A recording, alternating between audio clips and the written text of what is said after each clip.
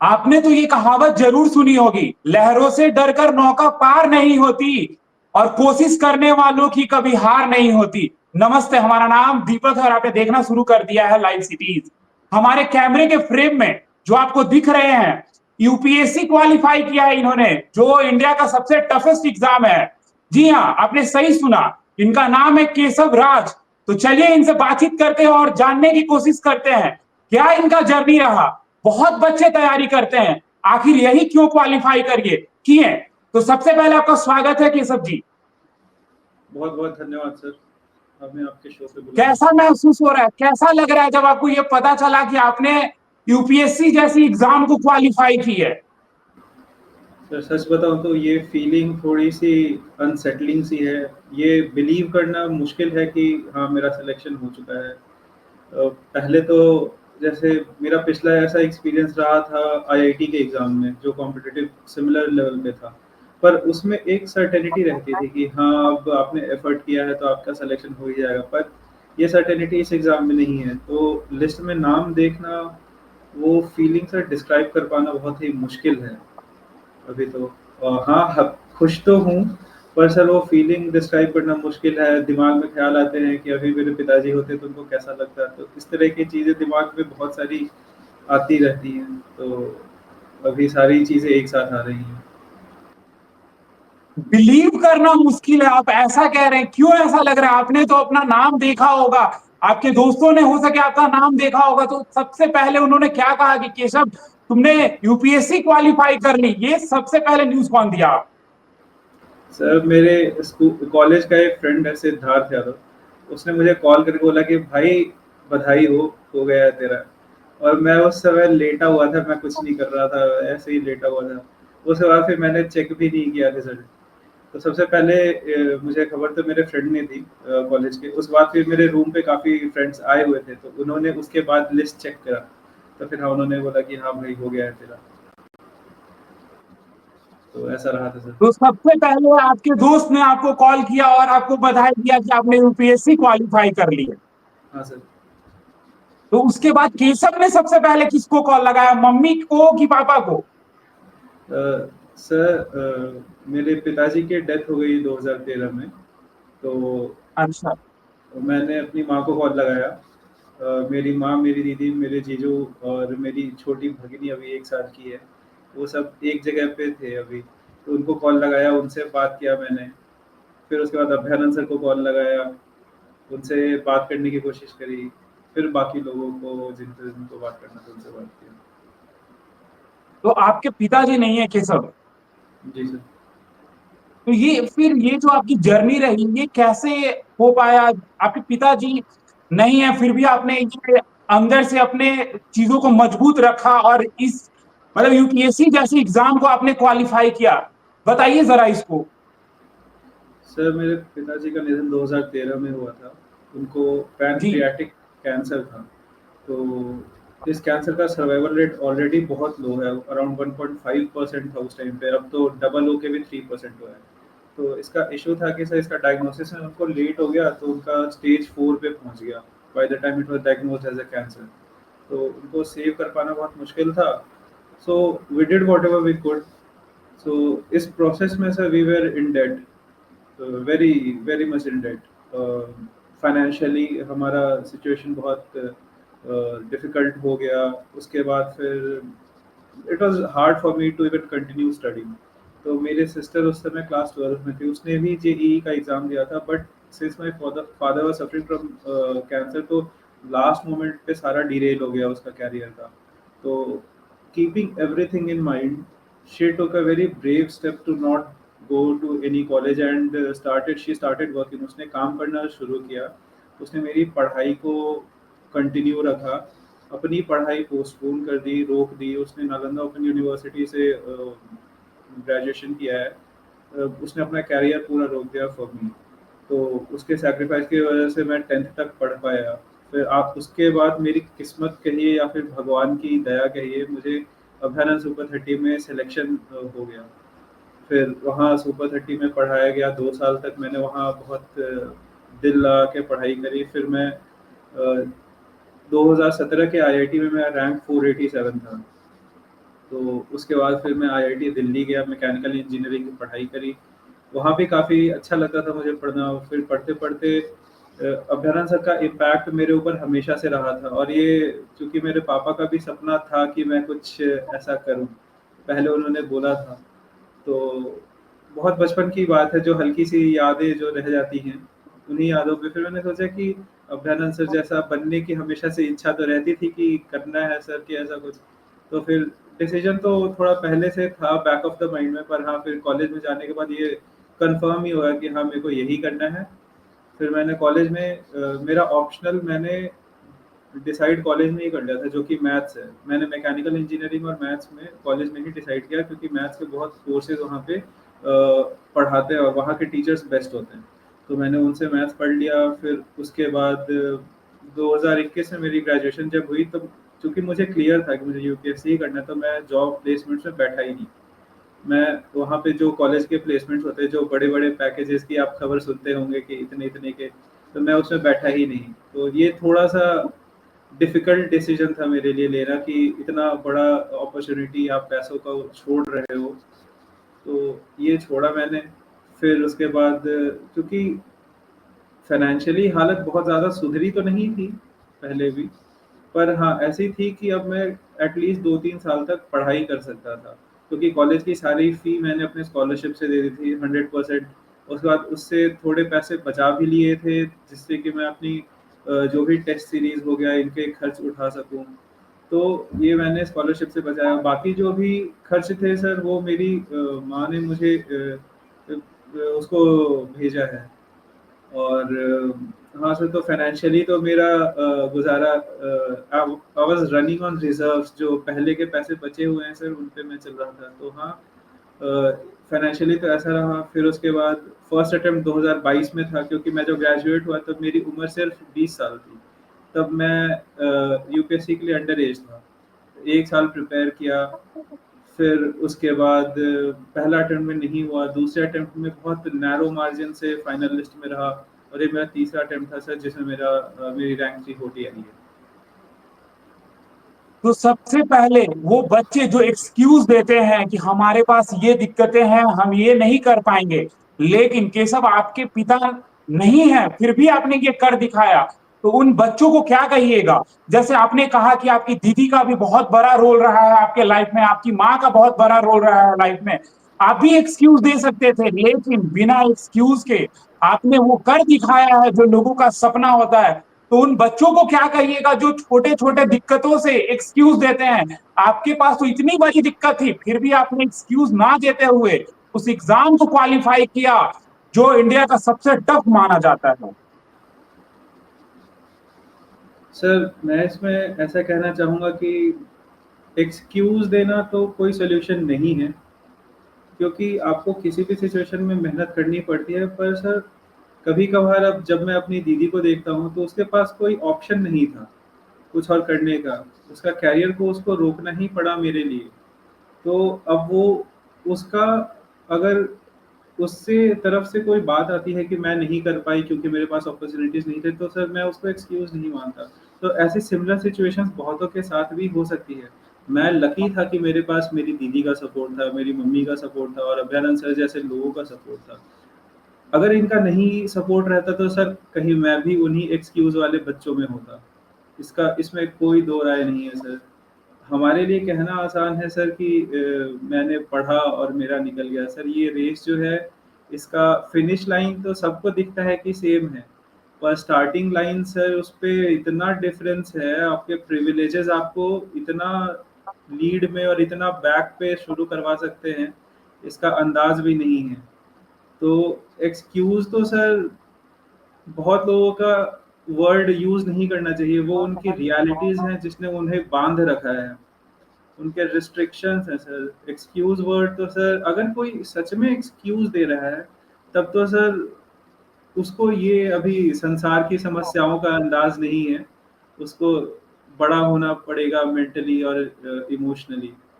तो मेरा तो ये मानना है इन मामलों पे कि एक्सक्यूज़ नहीं देना चाहिए। पर हाँ, अगर आपके पास परिस्थितियाँ बहुत ही विपरीत हैं, तो जो उतने में ही कर सकते हो वो करो। मेरे पास पर्सनली बहुत अच्छे सपोर्ट थे, बहुत अच्छे लोग थे जिसके कारण मैं यहाँ तक पहुँच पाया। क्योंकि मुझे नहीं लगता सर जो लोग भी प्रिपेयर करते हैं उनके पास इतनी सारे लोगों के पास इतनी भी होती है फाइनेंशियल सपोर्ट कि वो नोएडा में रह के पढ़ सके, हर महीने 8-9 हज़ार का खर्च उठा सकें। मेरी मम्मी मेरी दीदी ने ये खर्च उठाया सर, और ये सबके बस की बात नहीं है इंडिया में। तो सर मेरा पर्सनल तो सर मैं बहुत प्रिविलेज समझता हूँ खुद को कि ऐसे लोग मिले, ऐसा परिवार मिला। तो यही मेरा सोचना है सर इस एक्सक्यूज वाले बात पे जो आपने बोला। फिर से एक सवाल है आपसे मेरा कि सब पिताजी के गुजरने के बाद भी आपने वो प्रेरणा कहाँ से लाया, वो आप में जो मजबूती थी वो कैसे आपने लाया? क्या लगा था आपको कि कभी आप यूपीएससी क्वालिफाई करेंगे? सर सच बोलूँ तो ये श्योरिटी तो नहीं थी कि करूँगा यूपीएससी क्वालिफाई, पर ये ज़रूर था कि हाँ प्रयास ज़रूर करूँगा। प्रयास और जरूर करूंगा, बिल्कुल। हाँ सर। और जहाँ तक रहा मोटिवेशन की बात, प्रेरणा की बात सर, वो पापा ने जो सिखाया था मुझे, वो बातें सर दिमाग में रह जाती हैं। तो उन बातों का असर अभी भी है मेरे ऊपर। तो एक तो वो, और दूसरा मेरे घर वालों का स्ट्रगल, जो सैक्रिफाइस उन्होंने मेरे लिए किया सर, वो याद करने भर से ही काफ़ी डिसिप्लिन आ जाता है दिमाग के अंदर। मुझे मोटिवेशन से ज़्यादा सर डिसिप्लिन को प्रायोरिटी देना अच्छा लगता है। मोटिवेशन तो आते जाते रहता है, पर डिसिप्लिन ही है जो आपको उस रेस में बनाए रखता है। मोटिवेशन तो आते जाते रहता है लेकिन डिसिप्लिन ही बनाए रखता है। अच्छा, चलिए जी अब ये बताइए कि तो आपका क्लास 10th कहाँ से हुआ था, मतलब आपकी स्कूली शिक्षा कहाँ से हुई? सर, बेउर सर एक एरिया है पटना में।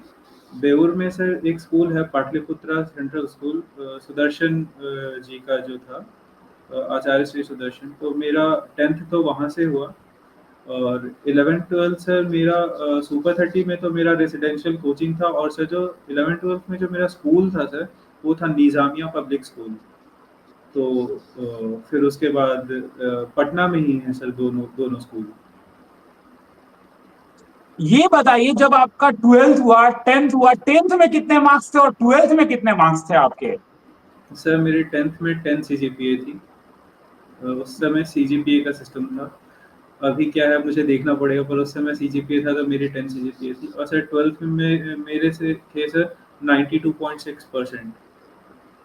मतलब ये कह सकते हैं कि केशव शुरू से ही डिसिप्लिन्ड और आज्ञाकारी स्टूडेंट थे, तो कहीं ना कहीं ये चीज होती है क्या कि जो बच्चा आज्ञाकारी होता है, जो बच्चा डिसिप्लिन होता है, वही इस एग्जाम को क्वालिफाई कर सकता है? क्योंकि हमारे समाज में 10th और 12th की मार्क्स को हमेशा देखा जाता है, मायने दिए उस चीजों को बहुत मायने दिए जाते हैं कि हाँ 10th में अगर आपका इतना मार्क्स होगा तभी आप क्वालिफाई कर सकते हैं। कितने इन चीजों से सहमत है केशव आप? सर एक कॉन्सेप्ट तो क्या ही बोलूँ, एक सिंपल सी स्टेटमेंट है सर कि जी, all squares are rectangles but all rectangles are not squares. इसका मतलब है बिल्कुल। कि सारे रेक्टेंगल स्क्वायर हैं, पर सारे स्क्वायर्स रेक्टेंगल है, पर सारे रेक्टेंगल स्क्वायर नहीं है। तो इसमें हम्म, कहने का है कि सर अगर 10th में 10 सीजीपीए ला रहा है तो सर चांसेस हैं कि उसने पढ़ने में मेहनत करी है, उसने बिल्कुल। एफर्ट दिखाया है। लड़का ट्राई कर रहा है अच्छे स्कोर्स की, अच्छे ग्रेड की। पर इसका मतलब ये नहीं है कि गारंटीड है कि ये बाहर बाद में अच्छा करे ही। जैसे all squares are rectangles but all rectangles are not squares. तो वही बात है कि जिसने 10th में खराब किया, बाद में जाके अच्छा पढ़ा, तो उसका बाद में अच्छा हो सकता है। तो ये बस एक थोड़ा बहुत अंदाज या अनुमान लगाने के लिए सही है, पर लंबे लंबे दौर में सर ये इस पे डायरेक्ट कोरिलेशन कर पाना थोड़ा मुश्किल है। मुश्किल है थोड़ा। हाँ सर। अच्छा ये बताइए, आप बचपन से ही मतलब पढ़ने वाले में थे या खेल कूद में भी मन लगता था आपका? सब पढ़ने तो पढ़ना ही मेरे को बहुत अच्छा लगता था, पर खेल कूद में भी सर अच्छा लगता था। पर ऐसा नहीं कि मैंने कहीं कोई स्टेट और कोई नेशनल स्पोर्ट खेला है। पर हाँ सर, खेलने में मज़ा ज़रूर आता था। पर हाँ सर, क्रिकेट इतना खेलते ही। थे? हाँ सर, क्रिकेट खेलता था और कॉलेज में मैंने सर डिस्कस थ्रो किया है। दिल्ली स्टेट में टूर्नामेंट है उसे, उसमें मैंने डिस्कस थ्रो भी किया था।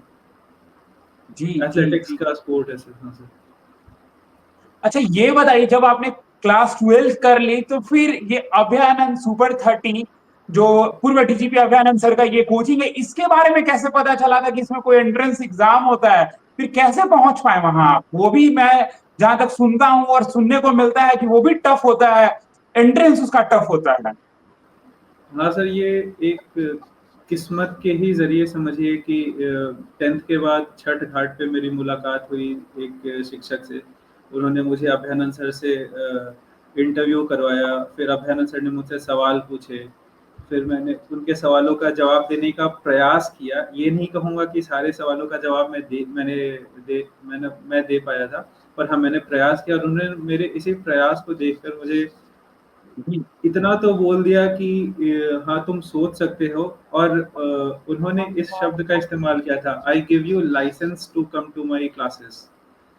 तो अभयानंद जी। सर ने इंटरव्यू के बाद फिर मुझे ये किया था,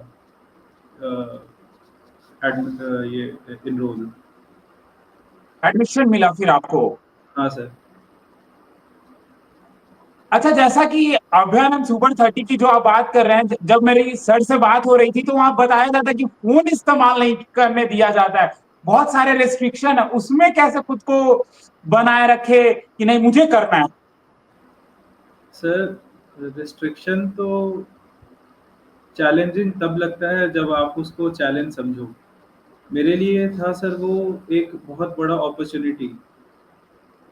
मतलब एक अपॉर्चुनिटी जिसमें कि मैं घर परिवार के बातों से दूर रह के, दुनिया समाज के बातों से दूर रह के, कौन क्या कहता है क्या सोचता है इससे दूर रह के खुद पे फोकस कर पाओ। अभी के टाइम पे इसको इंग्लिश में बहुत सारे लोग यूज़ करते हैं word giving space, giving time to yourself, exploring yourself. तो सर ये वो वाला फेज था। तो सर मेरे को बिल्कुल। पर्सनली ये कभी उतना चैलेंजिंग लगा नहीं कि हाँ आपको बहुत दिक्कत है, ये फ़ोन से बात ना हो पाना बहुत दिक्कत की बात है। क्योंकि सर मेरे जो परिवार वाले हैं उन्हें भी समझ में आ रहा है कि मैं सुरक्षित जगह पे हूँ, मैं पढ़ रहा हूँ, मैं कोई खेल-कूद, बदमाशी, चोरी नहीं कर रहा। तो उनके मन में भी शांति रहे और मेरे भी मन में शांति है कि हाँ, वो लोग घर पे हैं, घर पे कोई बहुत आर्थिक समस्या तो बहुत ज़्यादा नहीं है, पर हाँ, थी है, आर्थिक समस्या थी है और आगे भी रहेगी, ये मुझे समझ में था उस समय। तो उससे ज़्यादा परेशान होने की बात नहीं है। तो हाँ, इस तरीके से मेरा थोड़ा-सा क्लियर था दिमाग में कि हाँ, कोई दिक्कत नहीं है, फ़ोन नहीं है तो।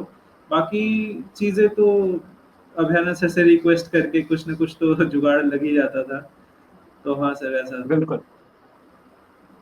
अभयानंद सर कई लोगों की इंस्पिरेशन है, केशव, जैसा आप जानते हैं। ये बताइए आपके लाइफ में उनका कितना रोल रहा? सर एक पेड़ के लाइफ में उसके जड़ का क्या रोल रहता है, वही रोल रहा। बिल्कुल। उन्होंने जब जब मैं कुछ नहीं था, 10th में तो मैं एक कुछ नहीं था, उन्होंने मुझे पहचाना, उन्होंने मुझे उस रास्ते पे चलना सिखाया जिस पे मैं आज हूँ।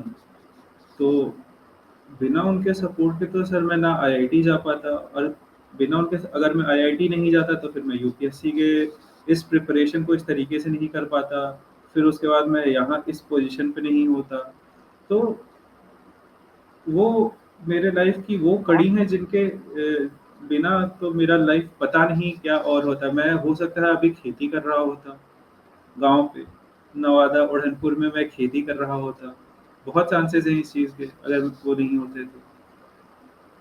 मतलब आप कहना चाहते हैं अभयानंद सर का बहुत बड़ा रोल रहा, जो आपने कहा कि एक पेड़ में एक जड़ की क्या कीमत है, वो एक पेड़ ही समझता है और हम लोग भी समझते हैं। हाँ सर। तो जैसा कि आपने अभयानंद सर के बारे में बता रहे थे, आप ये बताइए, जब मैंने ये स्टार्ट किया इंटरव्यू, आपके टेबल पे एक किताब रखी हुई थी अनबाउंडेड, हाँ क्या सर। कहिएगा उस किताब के बारे सर ये किताब में? अगर बगल में से दिखाइए। हाँ बिल्कुल। सर ये मतलब यूपीएससी में सर इंटरव्यू के लिए एक डिटेल्ड एप्लीकेशन फॉर्म फिल करवाते हैं, डैफ। तो सर उस डैफ में मुझे जिन चीज़ों पे सवाल पूछे जाएंगे वो शब्द लिखे रहते हैं। तो उनमें सवाल है सुपर 30, उनमें शब्द है बिहार, उनमें शब्द है क्राइम, उनमें शब्द है पुलिसिंग, उनमें शब्द है आईपीएस, और वो सारी की सारी चीज़ें मुझे इसमें मिली एग्जैक्टली कि कैसे क्या करना। और मैं, अनबाउंडेड। हाँ सर, और मैं इसको बिल्कुल भी एग्जैजरेट नहीं कर रहा सर, क्योंकि बीइंग फ्रॉम बिहार ये बुक काफ़ी डिफरेंट पर्सपेक्टिव ऑफर करता है क्राइम को। मतलब जनरली क्राइम को हम देखते हैं, crime is a form of violence and violence can only be tackled by violence. But इस बुक बिल्कुल। में बहुत, सर ने बहुत क्लियरली उसको बहुत ब्यूटीफुली लिंक किया है इकोनॉमिक्स से, कि there are two types of crime, crime of passion, that is if somebody is passionate enough to hurt somebody, बहुत सिंसियर हर्ट हुआ है कोई, तो that is crime of passion. And second is crime of economy, that is organized crime. For example, gun manufacturing, कोई illegal arms manufacture कर रहा है, तो that is a crime of economy, क्योंकि वो जो आर्म्स मैन्युफैक्चर कर रहा है वो उसका धंधा है। आप उसको जेल में डालोगे, बंद करोगे, बाहर आएगा वो फिर वही बनाएगा।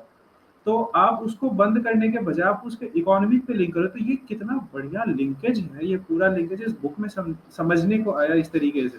और जो कि हाँ, अभिनव सर से मैं बात भी करता था, पर हाँ, इतनी सारी चीज़ें उनसे बात कर पाना एक स्टूडेंट टीचर का एक बाउंड्री से क्रॉस करने के बराबर, तो वो नहीं कर पाता मैं। तो इस किताब के ज़रिए वो हुआ। दूसरा सर, काफ़ी इंसाइटफुल एग्जाम्पल्स मिले जिनको कि मैं कोट कर पाता हूँ एसे में, एथिक्स में, और बाकी जगह पे इंटरव्यूज में भी। और इंटरव्यू में से यहाँ तक ये सवाल भी पूछा गया था कि बिहार में इतना क्राइम है, इसको कैसे रोकोगे, ये सेम सवाल। तो सर ये बुक ने तो काफी हेल्प करी ही करी है, उसमें तो कोई वो सेकंड थॉट्स नहीं है। बिल्कुल बिल्कुल बिल्कुल बिल्कुल। मतलब कहीं ना कहीं आप ये कहना चाहते हैं कि अगर आप क्राइम को रोकना चाहते हैं तो उसके इकोनॉमिक पे वार करिए।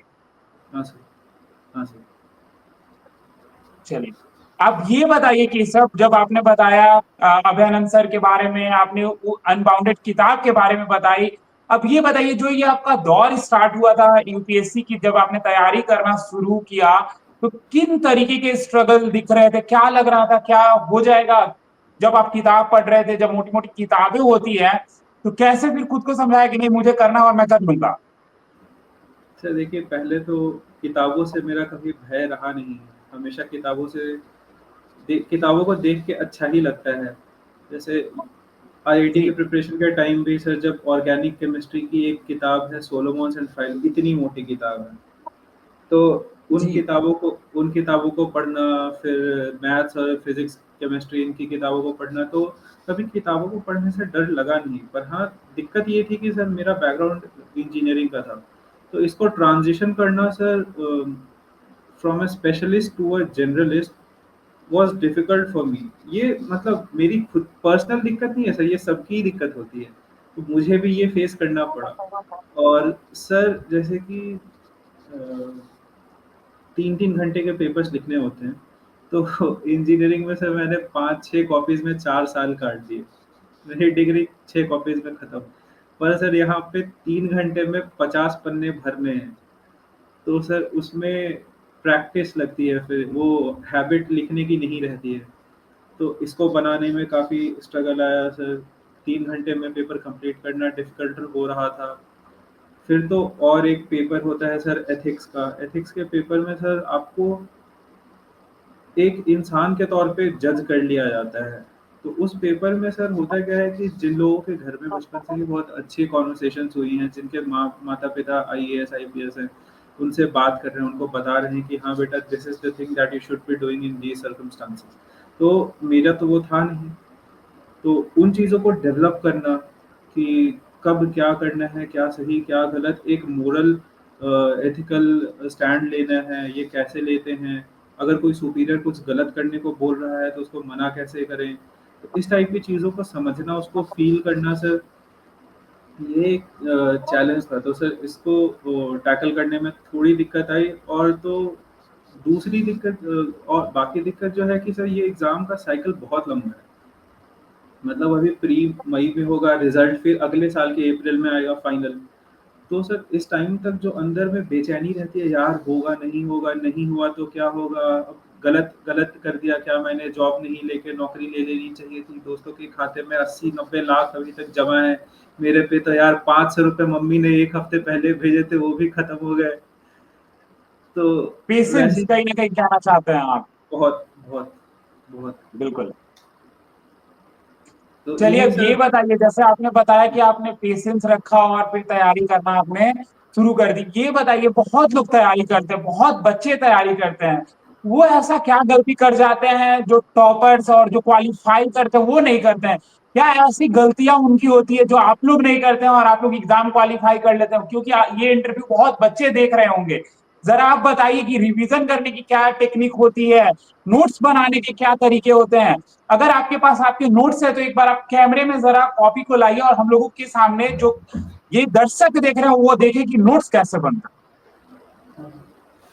एक सेकंड का समय दीजिए तो मैं है जी।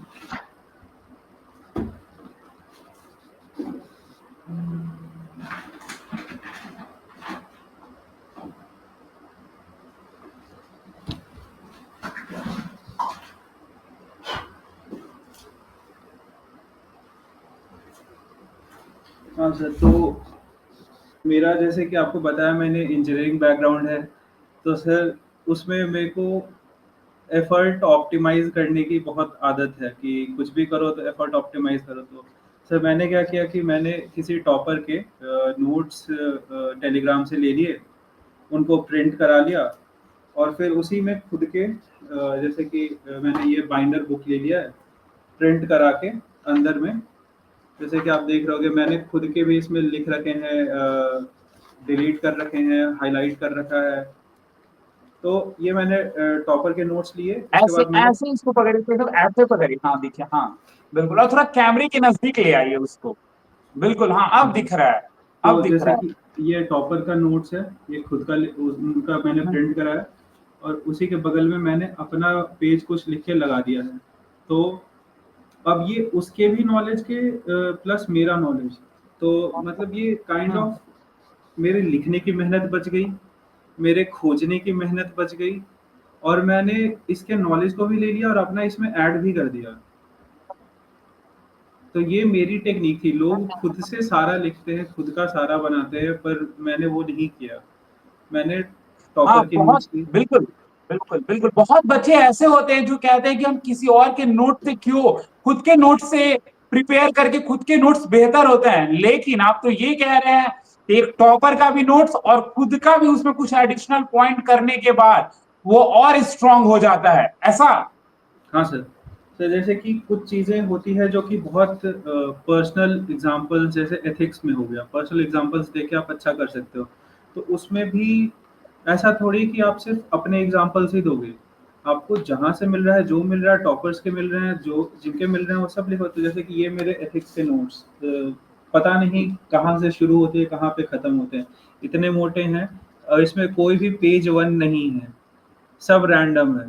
पर ऐसा है कि मैं एक बार पढ़ने बैठूँगा, मुझे समझ आ जाएगा कि कौन क्या बता रहा है। तो वही है कि बस ये सिलेबस में जो पॉइंट्स हैं, मैंने उन पॉइंट्स के थीम पे नोट्स बनाए हैं। जैसा श्रुति शर्मा मैम हैं, जो लास्ट टू लास्ट ईयर की AIR 1 थी, उनका काफ़ी थीमेटिक नोट्स थे। मैंने उनके टाइप को, उनके नोट्स को देख के काफ़ी इनपुट्स लिए, फिर उसको अपने नोट्स में ऐड किया। तो बहुत हद तक ये मेरे खुद के नोट्स हैं, पर इसमें भी इनपुट है। तो मैं ये कह रहा हूँ कि आपको एक बैलेंस देखना पड़ेगा। ऐसा नहीं है कि एक ही चीज़ हर जगह काम कर जाती है। तो जैसे कि मैंने GS वाले नोट्स में आपको देखा है कि वो मैंने टॉपर के लिए उसमें बहुत अपना-अपना 1-2 बिल्कुल पन्ना लगा दिया। पर एथिक्स में मैंने देखा है कि मोस्टली मैंने खुद से लिखा। और ये है मेरे मैथ्स के नोट्स। मैथ्स के पूरे नोट्स हैं ये, ऑप्शनल के। तो इसमें मैंने पूरा खुद से लिखा है। बिल्कुल। चलिए आपने नोट्स बनाने का तरीका तो बता दिया जो आपको देख रहे हैं, अब ये बताइए रिवीजन करने के क्या तरीके होते हैं, कैसे रिवीजन किया जा सकता है और जल्दी से कैसे रिवीजन कर सकते सर देखिए, रिवीजन जो है वो जल्दी से अगर आपको करना है तो आपको बहुत बार करना पड़ेगा, तभी लास्ट में वो जल्दी से होगा। बहुत क्योंकि बार करना पड़ेगा। हाँ बिल्कुल। सर, आपको ऐसा नहीं है कि आपने एक बार पढ़ लिया और दूसरी बार आप बस कहने के लिए रिवीजन कर रहे हैं, तो आपका जो पढ़ने में आपको 1 महीना लगा था, रिवीजन आपका 2 दिन में हो जाएगा, ऐसा नहीं होगा। आपको उसको अगर कितने 2 घंटों की पढ़ाई होती है? बिल्कुल। सर डेली तो ये डिपेंड करता है। मेरा पर्सनल मतलब मैं 12-13 तक तो कर देता था। 12-13-12। डेली आप 13 घंटे पढ़ते थे? हाँ सर, पढ़ना ही पड़ता है क्योंकि शिफ्ट अगर आप इंजीनियरिंग से ह्यूमैनिटीज़ पे कर रहे हो तो आपको कुछ पता ही नहीं है, तो आपको पढ़ना तो पड़ेगा ही, तो इसलिए मेहनत तो करनी पड़ती थी। आप बता रहे थे, रिवीजन के तरीके बता रहे थे आप। हाँ सर, तो वही रिवीजन में जैसे कि आपने कोई चीज़ पढ़ा, आपने जैसे कि मैं एक सिंपल सी एग्ज़ाम्पल देता हूँ। जैसे कि ये है हिस्ट्री की किताब, मॉडर्न इंडिया।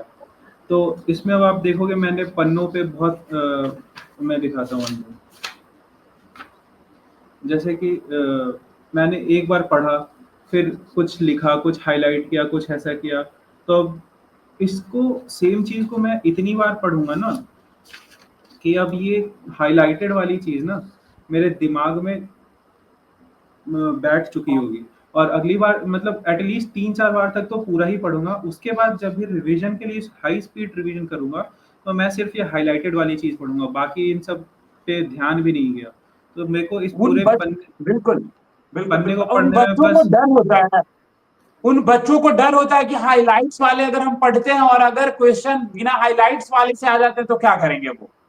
नहीं, ऐसा नहीं होता है क्योंकि हाइलाइट आपने ही किया है, कुछ सोच के ही किया होगा। अच्छा, हाइलाइट आपने ही किया होगा तो आपने कुछ सोच कर किया होगा। हाँ। चलिए, आपने नोट्स बता दिए, आपने रिवीजन करने का तरीका बता दिया। अब एक और चीज बता दीजिए, जो बच्चे प्लानिंग करते हैं कि आज 10 घंटा पढ़ूंगा, आज 5 घंटा पढ़ूंगा, और उसको पोस्टपोन्ड करते जाते हैं कंटिन्यूअसली, और वो ना कभी 5 घंटा आता है, ना कभी वो रूटीन कभी फॉलो हो पाता है, तो उसको कैसे देखते हो? इन चीजों के बारे में बताइए। सर ये तो मतलब अब बात आ गई डिसिप्लिन की, तो डिसिप्लिन तो सर मतलब वो इंसान को तो खुद से ही लाना पड़ेगा मेरे बताने से, या यहाँ तक कि अगर कोई भगवान भी आके बता दे तो जिसको अंदर से नहीं चाह है करने की, वो डिसिप्लिन नहीं ला पाएगा। क्योंकि सर ये बात जो आपने बोली है कि चाह रहे हो कि तुम शहंशाह बन जाओ, पर एक दिन भी तलवार नहीं उठाया, तो फिर कहाँ से बनोगे? तो बिल्कुल। डिसिप्लिन लाओ। डिसिप्लिन लाने के लिए कुछ चीज़ें होती है, जैसे कि अपना फ़ोन हटा दिया। जैसे कि मेरा इंस्टाग्राम पे अकाउंट ही नहीं है, मैंने डिलीट कर रखा है। फ़ेसबुक पे बंद है। व्हाट्सएप इस्तेमाल ही नहीं करता था अभी के पहले। टेलीग्राम ही बस यूज़ करता था, वो भी एकदम प्राइवेट करके कि किसी का मैसेज ना आ जाए। और फ़ोन हमेशा एयरप्लेन मोड पे। घर वाले कॉल करते थे तो लैंडलाइन नंबर है यहाँ राउटर पे, तो उस पे बात होती थी। तो आपको तरीके बनाने पड़ेंगे। जैसे एक एटॉमिक हैबिट्स करके एक किताब है, उसमें बताते हैं कि आपको जो चीज़ें करनी है उसको उसको आसान बनाओ, और जो चीज़ें अवॉइड करनी है उसको मुश्किल बनाओ। तो आप देखो कि आपके 5-6 घंटे की पढ़ाई में सबसे दिक्कत क्या दे रहा है? फ़ोन दे रहा है, तो फ़ोन को आप घर के बक्से में जाके रखाओ, कि अगली बार जब फ़ोन बजा तो आपको बक्सा खोल के निकालना पड़े, तो आपके अंदर से यार छोड़ यार। हाँ, बिहार में कहते हैं मटियाओ यार, मटियाओ इसको, मटियाओ, काम मटियाओ। बिल्कुल, तो बिल्कुल, बिल्कुल, मटि बिल्कुल। अगली बार जब मन करे कि फ़ोन चला लूँ, थोड़ा इंस्टाग्राम पे रील देख लूँ, तो मटियाने की इच्छा करे। तो इसलिए ये करो। और अगर आपको पढ़ने की इच्छा है तो आप अपनी किताब को अपने सिर के बगल में रखो, एकदम टेबल के बगल में ही सो, गद्दा ज़मीन पे बिछा के वहीं पे सो जाओ, क्या दिक्कत है? तो इस तरीके से आप ये एटॉमिक हैबिट्स एक बुक है, वो अगर पढ़ोगे तो आपको यही लेसन उसमें मिलेगा क्रक्स, कि जो चीज़ें आपको करनी है उसको ईज़ी बनाओ, जो चीज़ें अवॉइड करनी है उसको डिफ़िकल्ट बनाओ। जैसा कि आप कह रहे थे कि मोबाइल को बक्से में रख दो और उसके बाद लाने जाने का मन करे तो उसको मटिया दो, हमारी बिहारी भाषा में। अब हाँ ये सर। बताइए केशव कि, हाँ, ये बताइए केशव, आजकल के जो बच्चे होते हैं वो सोचते हैं क्या कि हम रिलेशनशिप में भी हो जाए और किसी एग्जाम की तैयारी भी करें और एग्जाम भी निकल जाए? मतलब प्यार और फिर पढ़ाई, कैसे देखते हैं इन चीजों को आप? और जैसा कि आप कह रहे थे कि आप पूरी दुनिया से कटे हुए थे, आप लैंडलाइन से बात करते थे, घर परिवार से, टेलीग्राम को प्राइवेट करके रखे हुए थे, तो इन चीजों को जरा बताइए दर्शकों। सर जैसे कि एक बहुत ही रिनाउंड टीचर हैं इस फील्ड में यूपीएससी के, अतीश माथुर सर। उन्होंने बहुत अच्छे से इस चीज़ को समझाया था कि रिलेशनशिप में स्टेटस को मेंटेन करो इस प्रिपरेशन के टाइम पे। मतलब अगर आप पहले से रिलेशनशिप में हो तो इस प्रिपरेशन के टाइम पे छोड़ मत दो, रहो ठीक है, वो अच्छी बात है, उसको मेंटेन रखो। पर अगर नहीं हो तो किसी रिलेशनशिप में जाओ भी मत, क्योंकि ये जो एग्ज़ाम है इसमें इमोशनल भी बहुत अप्स एंड डाउन्स आएँगे। तो आप उसमें एक्स्ट्रा बर्डन नहीं डालना चाहोगे किसी रिलेशनशिप पर, क्योंकि रिलेशनशिप एक स्टेबल रहता है तो you have somebody who you want to talk to. तो आप उनसे बात कर रहे हो, अच्छी बात है, आप उनको सपोर्ट कर रहे हो, आपको भी वो सपोर्ट कर रहे हैं। पर अगर ऐसा कोई नहीं है तो कोई दिक्कत नहीं है, आप अपने खुद के सहायता मतलब खुद को अगर आपको दिक्कत हो रही है तो आप डायरी राइटिंग करो, आप मेडिटेशन करो, आप घर वालों से बात बिल्कुल, करो, अपनी अपनी माँ से बात करो, उससे उससे बड़ा कौन आपको प्यार करेगा। बिल्कुल। ये एक और सवाल लेंगे हम। इंटरव्यू, सबसे बड़ा जो बच्चों में डर होता है कि हमने तो एग्जाम कर ली, हमने तो एग्जाम क्वालिफाई कर ली, लेकिन जो इंटरव्यू का डर होता है बच्चों में, एक इंटरव्यू के बारे में बताइए, क्या प्रोसेस होती है और क्या ऐसी क्वेश्चन पूछे जाते हैं जो अक्सर मोबाइल में लोग देखते हैं कि आप चढ़ के आए थे तो कितने सीढ़ी थे, क्या आपकी शर्ट में बटन था, क्या ये सच है? क्योंकि आप वो इंटरव्यू कर कर आए हैं, जरा बताइए इन चीजों के बारे में। अच्छा, इंटरव्यू तो इसका बहुत अच्छा एक्सपीरियंस होता है। इंटरव्यू में जनरली स्लॉट्स में बटे होते हैं। इंटरव्यू का जैसे कि जो पूरा 3000 बच्चों का इंटरव्यू होना होता है, तो limited infrastructure and limited number of people in UPSC board, और अच्छे से सबसे बात कर पाएँ, समय दे पाएँ, इस कारण से एक दिन में सबका नहीं ले पाते हैं इंटरव्यू। एक दिन में करीब 45 से 50 बच्चों का इंटरव्यू होता है, तो ऐसे करके करीब 2 महीने 60 दिन के करीब चलता है ये इंटरव्यू का प्रोसेस, शुरुआत से अंत तक। तो मेरा इंटरव्यू था 8 जनवरी को, और 7 जनवरी से इंटरव्यू शुरू ही हुआ था। तो ये लोग चाहते सेकेंड, हैं कि हाँ बिल्कुल। सर, तो बहुत अंदर से वो डर तो लगता ही है कि यार अभी प्रिपेयर भी नहीं कर पाऊँगा अच्छे से, तो टाइम चाहिए। पर कोई बात नहीं, उसमें डरने की कोई बात नहीं। मैंने खुद को ये सांत्वना दिया कि कोई बात नहीं, जो बाद में भी देंगे उनको भी ऐसा ही लगेगा, मेरे को भी ऐसा ही लग रहा है। बस जो आता है उसको बढ़िया से बोलना है, उनसे अच्छे से बात करनी है, और जो नहीं आता है उसमें बेझिझक होके बोलना है कि हाँ सर अभी नहीं आता है, और मैं आपको ये गारंटी दे सकता हूँ कि मैं इसको पढ़ के रखूँगा। तो बिल्कुल, ये बिल्कुल। तो मतलब बिल्कुल, जो आता है वही बताएँगे, जो नहीं आता हम ये नहीं कहेंगे कि हमको आता है, मेबी वो पूछ दे तो अगले समय हम क्या कहेंगे? हाँ सर।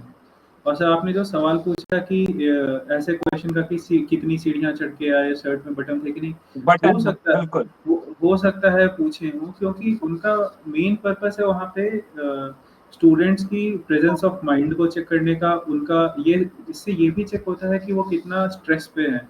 अगर वो लड़खड़ा गया, अगर उसने जवाब देने में कुछ गड़बड़ की, तो उससे वो उसको समझा सकते हैं फिर आगे में कि देखो परेशान होने की कोई बात नहीं, हमें बस बात करना है। जैसे मुझसे ही इस बार सवाल पूछा गया कि गणित पे कोई चुटकुला सुनाओ जो हमें समझ आए।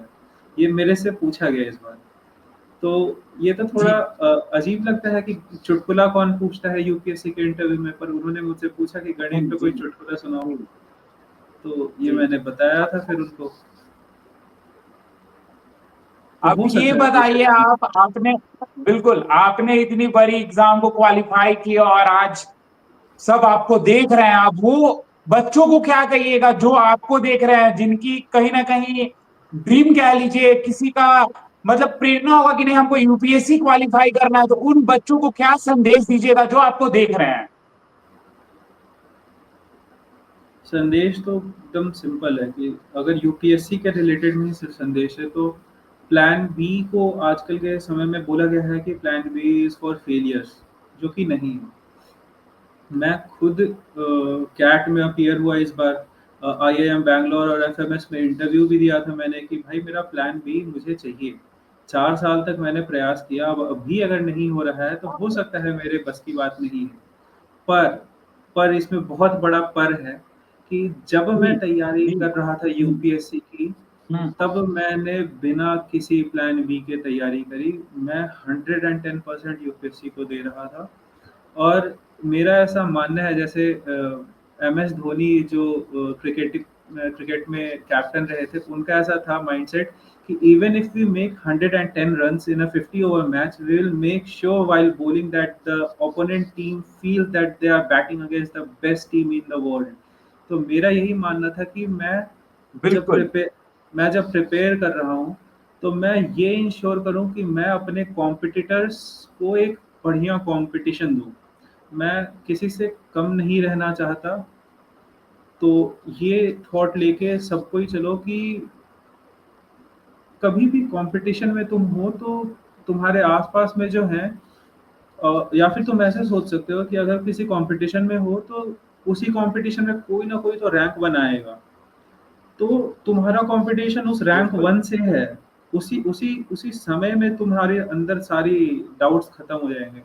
और फिर इस थॉट के साथ आगे बढ़ने के बाद फिर समझ में आता है कि हाँ, डरने की कोई बात नहीं है, बस आगे चलते रहो। हाँ, ऊपर-नीचे आते हैं, ऊपर-नीचे दिक्कत होती है। मैं खुद, अगर ये रिज़ल्ट नहीं आता तो फिर हो सकता है कि मैं यूपीएससी का ये लास्ट अटेम्प्ट होता मेरा। तो प्लान बी की तरफ मैं मूव कर जाता। तो सर ये वही बात हो गई कि लास्ट लास्ट तक पहुँच गए तो अब पीछे मुड़ के देखने पे लगता है कि हाँ भाई, जर्नी बस इतनी ही थी। चलिए, तो अब इस इंटरव्यू को हम लोग समाप्त करने जा रहे हैं।